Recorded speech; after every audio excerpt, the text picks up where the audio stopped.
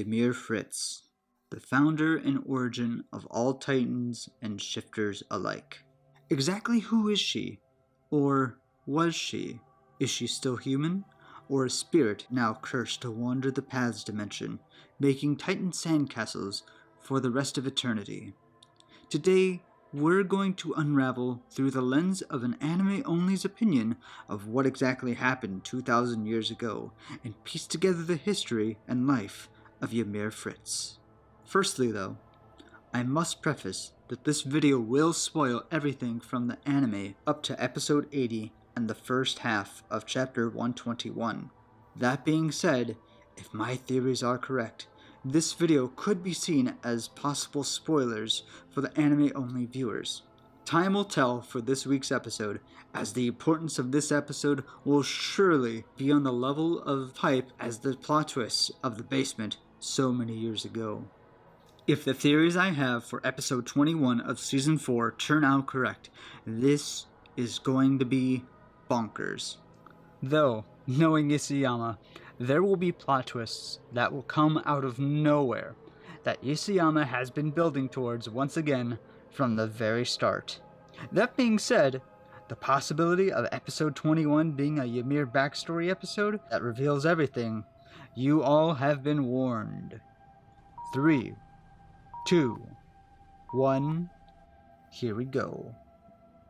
Ymir, in my eyes, is one of the most mysterious characters of all of Attack on Titan. Just her sheer existence in the history of Paradise has been completely erased away. All that remains within the walls of her existence is potentially a little storybook for little Historia and possibly other noble children to read.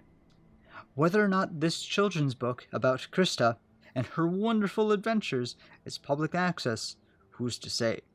But it is quite interesting to know that 2,000 years after her existence, even among the brainwashed minds and generations of Eldians who have lived behind the walls, her legacy is still, to some extent, being continued. This begs the question, who exactly is Krista Lenz truly? Was it simply a name made up for the Paradisian children's book?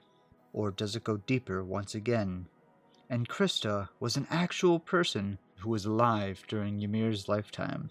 Whether or not we get these answers next episode, or at all, is up in the air. But one thing is for sure. Why is this girl so special? Let me now paint a picture of the true story of Ymir, based on an anime-only's Attack on Titan fan theories from 2,000 years ago.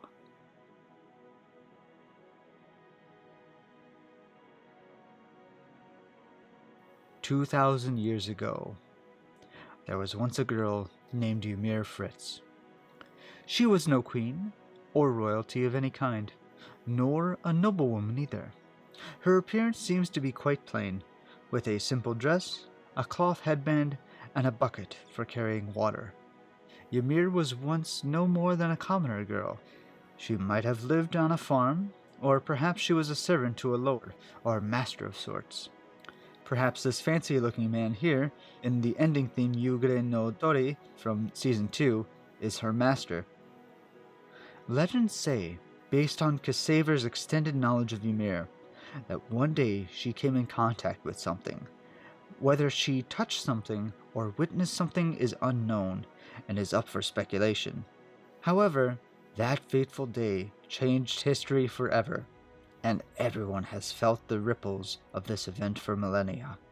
It is said she came in contact with what could possibly be the creator of Attack on Titan's world and all living things, the devil of all Earth. Through this meeting, Ymir gained the power of the Titans, and was seen either as a savior who brought about prosperity to the land, laid down roads, and constructed bridges to connect people together, or the spawn of the devil, who brings ruin and death to all those in her path.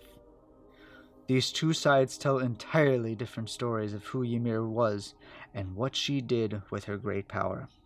However, as we've heard many times, and stands as a fate that looms over every Titan shifter there's ever been, Ymir was not long for this world, and after 13 short years as the founding Titan, she died mysteriously. This has now haunted every shifter, for every time someone new comes to gain the power, the mysterious curse of Ymir is placed upon them, giving them only 13 years to live. Whether this curse was part of the contract, or a curse someone placed on her, or even a curse Ymir placed herself, it is something I hope we will soon learn about of how it came to be. It is still completely unknown whether or not the Devil of All Earth exists in their world, or what importance this Devil of All Earth even has in the grand scheme of things. I've had a theory for quite a while about this devil that would blow the minds off everyone. I haven't heard it very often, but could it be that Eren himself is, or was, the devil himself? Whether he is a reincarnation of the Devil of All Earth himself, Eren is walking the path to godhood at this rate, with all the powers he's accumulated, and will most likely interfere with Ymir herself in the past, as we've seen from memories of the future, and become a god in his own right. Or another theory I would like to propose is that history itself over the past 2 millennia has had the truth fade away into legends and fairy tales of what truly happened. Perhaps there was no devil at all, only Eren. And if he truly does go 2,000 years into the past, like I'm theorizing, he, through some crazy yet totally valid way, has been the one who granted Ymir her power. Eren's power continues to grow without any stop. As we have seen through episode 20 of season 4, there seems to be even more secret abilities gifted to each of the 9 Titans. The Attack Titan has the gift to see into the future of other Attack Titans, and see their memories that have yet to occur. It's very possible Eren even has more abilities, seeing as how Eren not only has the Attack Titan, but the Warhammer Titan as well. Not to mention, Eren has the memories of every single attack, Warhammer, and potentially founding Titan there ever was at his disposal. If this is a means to an end for all of his enemies, Eren Yeager will literally go to the beginning of time if it means the destruction of his enemies to finally have peace. It's a wild theory, and I don't have any clear evidence other than what I have provided just now. But, knowing Isayama and his genius storytelling, I do not doubt a huge plot twist, even bigger than the one we experienced in Memories of the Future, will soon be coming. However, back to the story of Ymir and her contract with the devil. Before Ymir became the founder and wielder of potentially unlimited power, Ymir quite possibly was a slave during her lifetime, before becoming a slave to the Paz and the founding kings of old. Could Ymir, in some ways, be similar to that of Snow White? A poor and helpless girl, perhaps an orphan, given terrible tasks, and is treated like a dog daily, wishing for some miracle to come. If this is the case, I could see why she made a contract with the Devil of All Earth. But, unlike our own knowledge about devils and their contracts, Ymir took the gamble and agreed to what were in place or agreed upon. Through this contact, Ymir was given a great yet powerful gift. Interestingly enough though, in Season 2's ending theme, Yuugure no Tori, and in Little Historia's children's book, Ymir is depicted meeting this fearsome god with the offering of food, specifically an apple. I'm not sure how biblically accurate on the nose we are going here, but we're getting pretty close similarities to Eve with the apple here. Does this giving of the apple parallel Christianity's apple of sin and dealing with temptations of the devil? Perhaps, or perhaps not. This could, once again, be a romanticized legend told through the ages. especially if my theory that the devil isn't a monster at all, and possibly Eren manipulating the past. Or quite simply, things aren't always as they seem. Perhaps this devil never existed, and some other factor or reasoning is given as to how she obtained this power. However, let's go back to the possibility of this devil being the cause of all this. During this transaction, or possibly an agreement was made with the devil of all earth that all of her descendants would be bound by this contract. Somehow, the coordinate and the paths play a part in this connection, that of which I am not sure as to how fully yet. Another thing to question is whether or not this devil of all earth is a being of kindness even, or just pure evil, hoping to get something out of this poor, helpless human girl. Perhaps it is a god that has been casted down to earth, punished by other possible gods, and found a way to rise back up with the help of Ymir, or by using her for its own vile deeds. It's hard to say. Heck, perhaps the devil is the one being Eren must kill at the ends of the world in order to break this endless curse and finally free himself and all of humanity from the reign of the Titans. We're jumping around quite a bit, but I feel like this devil of all earth is very important to the full story of Ymir and her journey to where we are for this new upcoming episode. Following Ymir's contract and the gaining of all 9 Titans within her, she defeats and overpowers those who could potentially be keeping her in her own possible birdcage.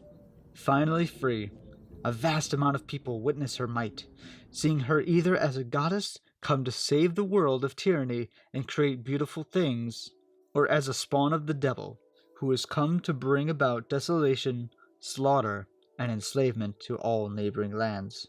Those who now view her as a spawn of the devil may see her as the source of all evil, and Ymir, as our new ending theme could allude to, could be the child of evil.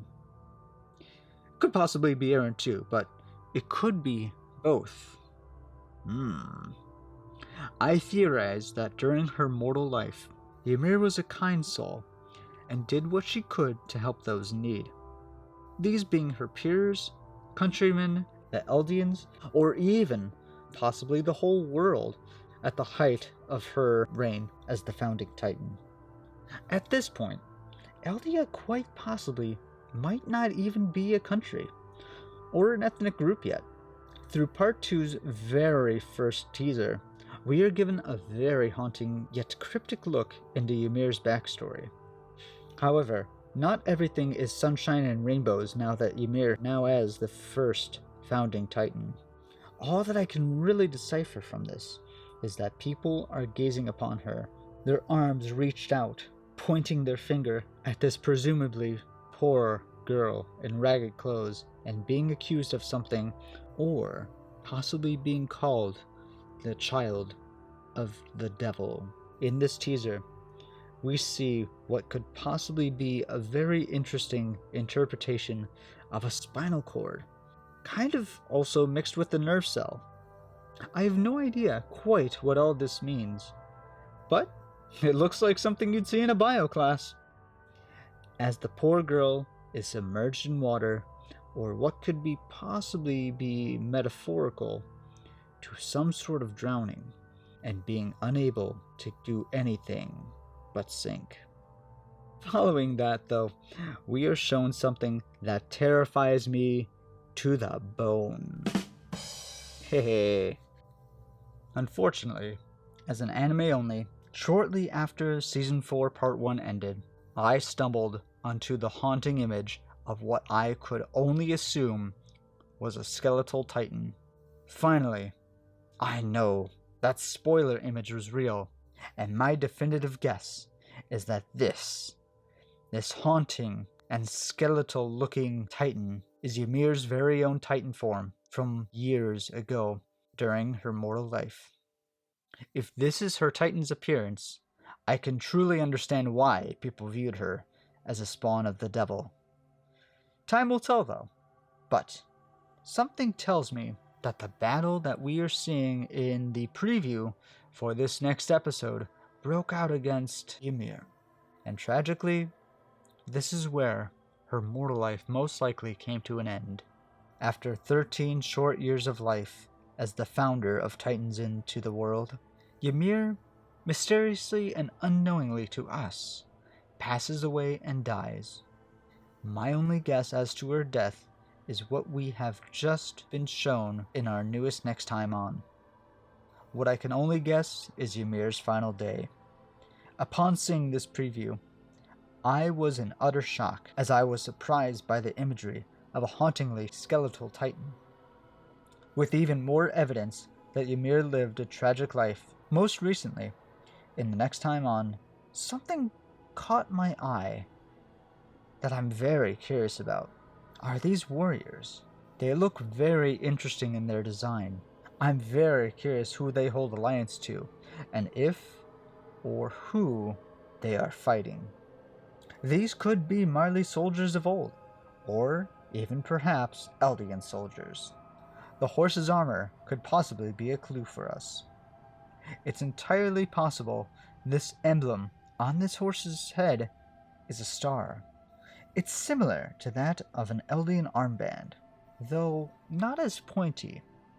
These warriors look similar to that of real-life Vikings, and based on the angle they are facing, compared to this skeletal titan, I feel these warriors are from Marley or neighboring nations in fear of what she will do, or even the prejudice that they have against her. After what I can only theorize is an epic battle, Ymir ultimately loses her life.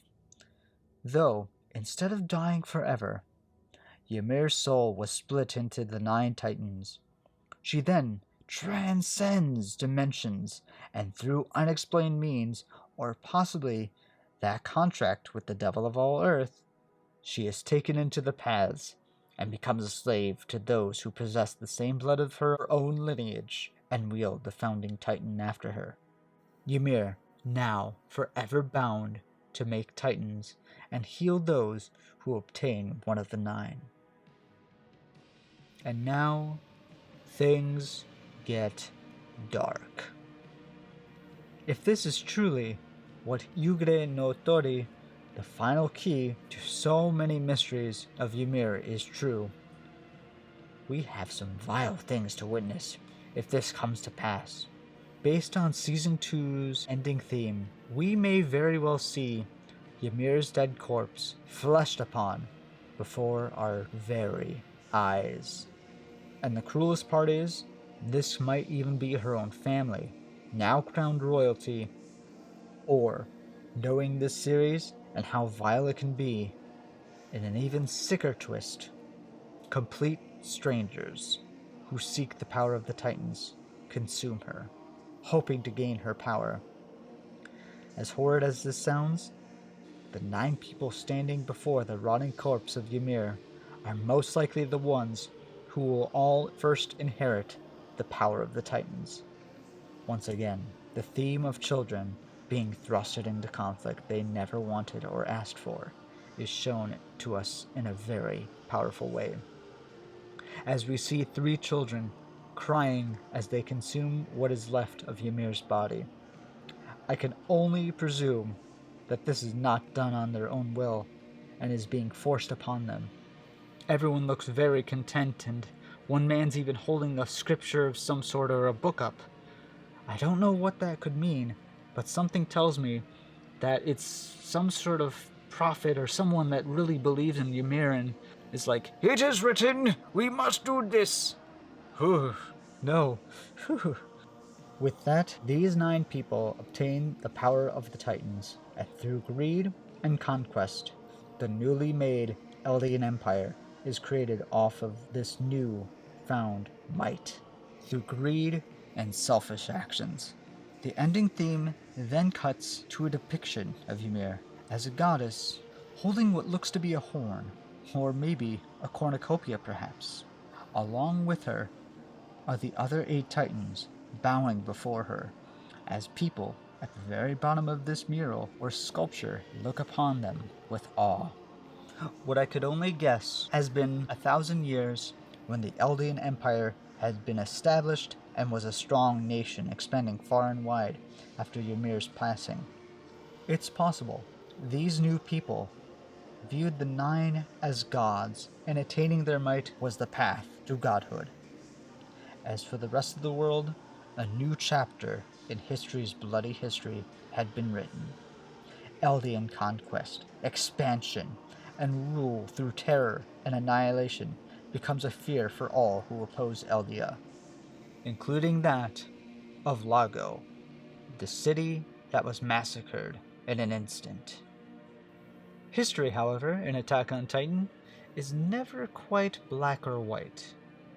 Both the Restorationists and the Marleyan government have two very different stories of what happened these past 2,000 years, and even as recent as the events of Lago, which supposedly occurred 1,200 years ago. Marley states in all of their history books that the massacre of Lago did happen, while the Restorationists say it never happened at all and was just Marley propaganda. And yet, who do you trust? No one has a clear side as to what's truly happened over the past 2,000 years with any of the major events that have happened in the history books of old until now. This Sunday, on February 6th, we may finally get the answers we've all been seeking and theorizing about since 2013, when the series first came out with its first episode, when Season 4, Episode 80, From You, 2,000 years ago, hopefully, and finally, answers all of the questions we've been theorizing about for years will finally come to an end. Thank you all so much for watching. This was a lot of fun, and to be honest, most all of this information was all from my memory, and rewatching key parts of episodes again and again in hopes that I will be able to come up with a theory without having to find out any spoilers accidentally during this sensitive research time. I'm happy to say that I succeeded in not seeing a single thing, and I look forward to seeing the truth to all of our questions in next week's episode. Thank you all so much for watching this in-depth anime-only's theory of the life of Ymir. And be sure to subscribe to see my big reaction and analysis of the long-awaited Episode 80, From You, 2,000 years ago. This has been A Talk on Titan.